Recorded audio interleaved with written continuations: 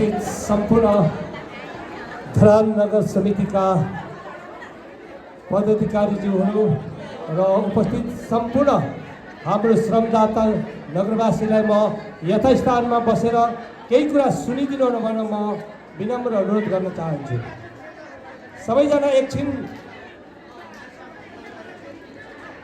बसेर धैर्य धारण गरिदिनु न म विनम्र अनुरोध गर्न चाहन्छु। यहाँहरू सबैजनाले आफ्नो आफ्नो ठाउँमा बसेर केही कुरा बुझ्नुपर्छ, बुझेर गरेको राम्रो हुन्छ। केही कुरा बुझ्नुपर्छ, बुझेर गरेपछि राम्रो हुन्छ। उपस्थित सम्पूर्ण नगरवासी श्रमदाताज्यूहरूमा हजुरहरूको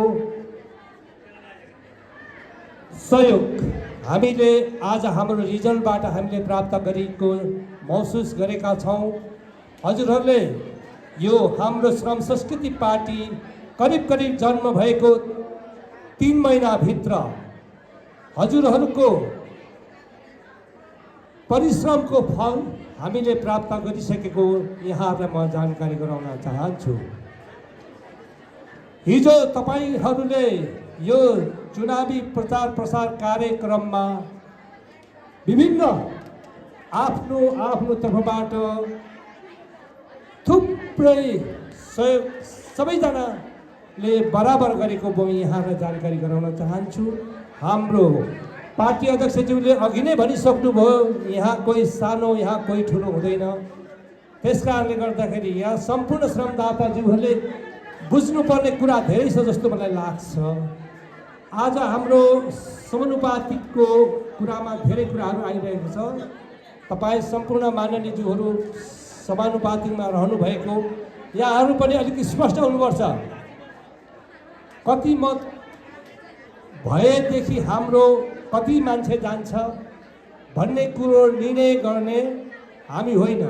पार्टीको केन्द्रीय अध्यक्षको हातमा सबै हुन्छ। त्यस कारणले गर्दा हामीले पनि कसै नजान्ने कसैले नबुझेका व्यक्तिहरूलाई बुझाउनु जरुरी छ।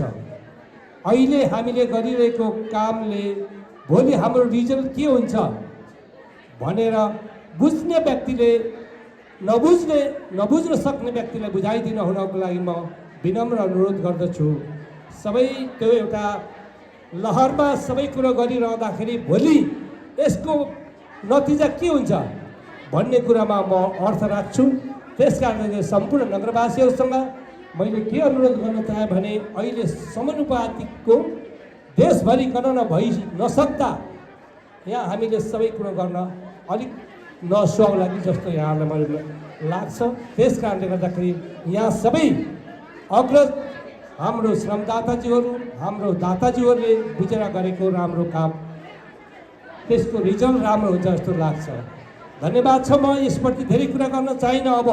अब मैले हाम्रो नगरप्रतिको कुराहरू म यहाँहरूसँग जोड्न चाहन्छु। तपाईँ सम्पूर्ण श्रमदाता नगरवासीहरूको ठुलो सहयोग यो हाम्रो श्रम संस्कृति पार्टीमा लिएको छौँ। तपाईँहरूले ठुलो सहयोग गर्नुभएको छ। त्यही सहयोगको कारणले गर्दा हाम्रो रिजल्ट अहिले यहाँ आइसकेको छ। त्यस कारणले गर्दाखेरि तपाईँ सम्पूर्णलाई धेरै धेरै धन्यवाद भन्न चाहन्छु। अब हामी फेरि हाम्रो साथीहरूले पुरानो दलका साथीहरूले हामीलाई हाम्रो केन्द्रीय अध्यक्ष भइन्जेलसम्म मात्र यो धरानमा विभिन्न कामहरू हुन्छ। त्यो कामहरू अब हाम्रो केन्द्रीय अध्यक्ष हाम्रो संस्थापक अध्यक्ष बाहिर गएपछि सबै कुरो छुट्छ, यो हुन सक्दैन भन्ने अर्थमा यहाँ सम्पूर्ण नगरवासी श्रमदाताज्यूहरूलाई मेरो विनम्र अनुरोध छ। हामीले हाम्रो पार्टी अध्यक्षज्यूले हामीलाई धेरै कुराहरू दिइरहनु भएको छ। ती कुराहरूलाई हामीले जीवन्त राख्नुपर्छ। त्यो जीवन्त राख्नको लागि म एक्लै र हामी कोही एक दुईजनाले हुँदैन। त्यसको लागि तपाईँ सबै सम्पूर्ण श्रमदाता र नगरवासीको बृहत सहयोग बृहत उपस्थिति तपाईँहरूसँग सदा हामी हातेमालो गरेर अगाडि बढ्ने यहाँहरूप्रति म प्रतिबद्धता पनि गर्न चाहन्छु।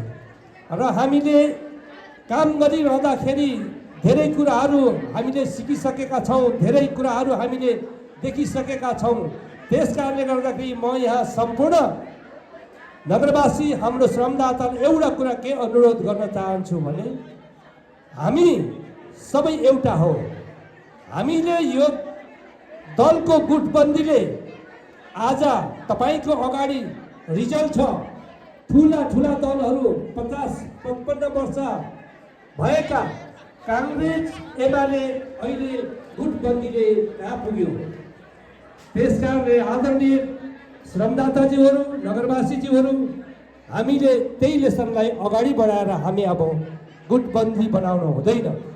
मलाई लाग्छ थुप्रै हाम्रा साथीहरूले पनि अलिक त्यसो गरेको हो कि भन्ने लाग्छ। तर अगुवाई गर्ने टिमको अगुवाई गर्ने साथीहरूले सबैजनाले मिलाएर हामी अघि बढ्नुपर्छ भन्ने म यहाँहरूलाई जानकारी गराउन चाहन्छु। पदीय हिसाबले जिम्मेवारीको हिसाबले तपाईँ अग्रज पङ्क्तिमा हुनुहुन्छ भने तपाईँले सबैलाई सम्मान हेर्नुपर्छ। म यहाँहरूलाई भरि भन्न चाहन्छु, म यहाँ सबै नगरवासी श्रमदाता सबै मेरो सम्मान हुन्। मेरो कोही यहाँ नजिक छैन, कोही यहाँ पर छैन। त्यसकारणले गर्दा हामीले सधैँ एकसाथ भएर एउटा सूत्रमा बाँधिएर हामी अगाडि बढ्नुपर्छ भन्दै म यहाँहरूलाई मेरो अनुरोध पनि छ। र अब अगाडि हाम्रो अघि भन्नुभएको छ हाम्रो पार्टी अध्यक्षज्यूले हामीले अब सङ्गठन विस्तारमा हामीले अगाडि बढ्ने यहाँलाई जानकारी गराउन चाहन्छु। हामीले अब आउने 84 को लागि हामीले स्थानीय सरकारको लागि विभिन्न पदहरूको लागि अब तल्लो लेभलबाट तला टोलबाट अनुमोदन गरेर आएको आउनुपर्छ र त्यो आएकोलाई हामीले नगरले अगाडि बढाउने पनि यहाँलाई जानकारी गराउन चाहन्छु। र तपाईँ सबैजनाले आफ्नो वडामा आफ्नो टोलमा कसलाई चाहिँ दिँदाखेरि कसले चाहिँ गर्दाखेरि कसलाई जिम्मा लाउँदाखेरि हामी सबैलाई एउटा सूत्रमा हिँडाउनु सक्नुहुन्छ भन्ने तपाईँ वडावासी टोलवासीको चाहिँ जिम्मेवारी हो। तपाईँहरूबाट फाइनल भएर अब नाम अगाडि हामीले नगरमा माग्ने केही हप्ताभित्र तपाईँहरूसँग हामी त्यो कुरामा सहकार्य गर्नेछौँ र सम्पूर्ण धरानका 20 वडाका हाम्रो वडाका समिति टोल समिति साथीहरूले तपाईँ आफ्नो वडामा बसेर मन्थन गरेर तपाईँहरू बिचमा चाहिँ बृहत छानबिन गरेर अगाडि नाम बढाउन आउनको लागि म यहाँलाई अनुरोध गर्न चाहन्छु।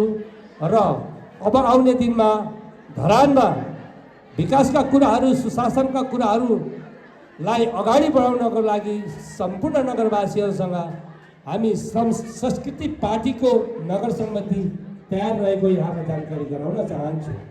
र यो तयार गरिरहँदाखेरि हामी एक्लैले हुँदैन, तपाईँ सम्पूर्ण श्रमदाताको सहयोग चाहिन्छ, नगरवासीको सहयोग चाहिन्छ। त्यस कारणले गर्दाखेरि हाम्रो कार्यक्रमहरू यस्तै हो। गर्दै जाँदाखेरि कुनै दिन अब राम्रो होला। हामी अहिले एटलिस्ट सिक्ने क्रममा छौँ, हामी सिक्दैछौँ गर्दैछौँ। यो सिक्नको लागि तपाईँ सम्पूर्णको सहयोग चाहिन्छ। तपाईँहरूले हिजोदेखि आजसम्म हामीलाई साथ सपोर्ट सहयोग गरिरहनु भएको छ, हामीले मनन गरेका छौँ।